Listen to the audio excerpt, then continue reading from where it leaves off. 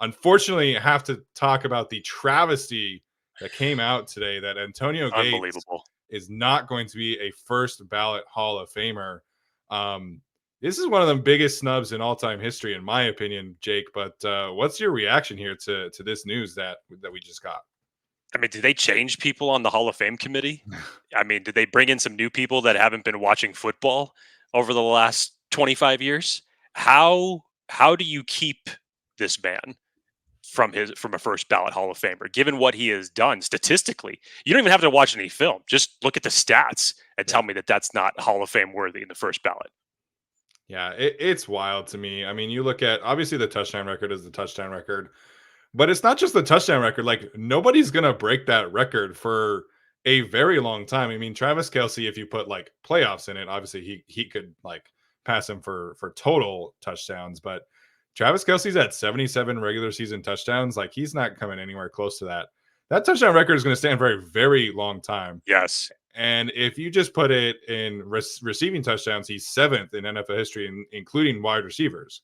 And he's third all time in receiving yards from a tight end. Like the longevity was crazy.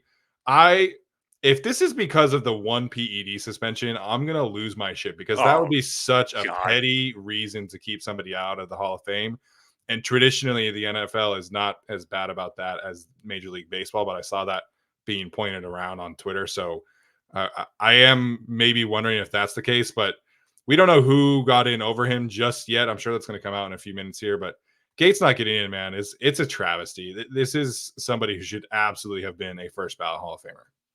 I didn't even think about the PED thing, just considering the guys that you already have in the Hall of Fame during the Right. time where steroids was looked the other way in the NFL, right. Given the guys you already have in, I can't see why that would be the ultimate factor as to why he did not get in today. But still, I understand it is the Hall of Fame is an elite class within itself as far as the people who get in, but Antonio Gates being snubbed today is a damn travesty.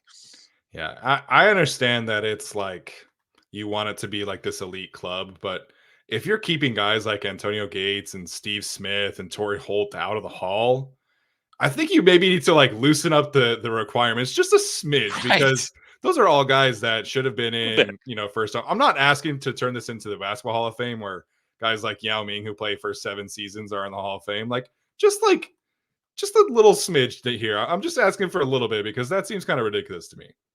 Yes, it makes perfect sense. I mean, honestly, it just what a great story, just from a standpoint of, again, another undrafted guy that comes in, as you said, with a basketball background and does the thing that he does and puts up some of the best numbers of tight ends in NFL history.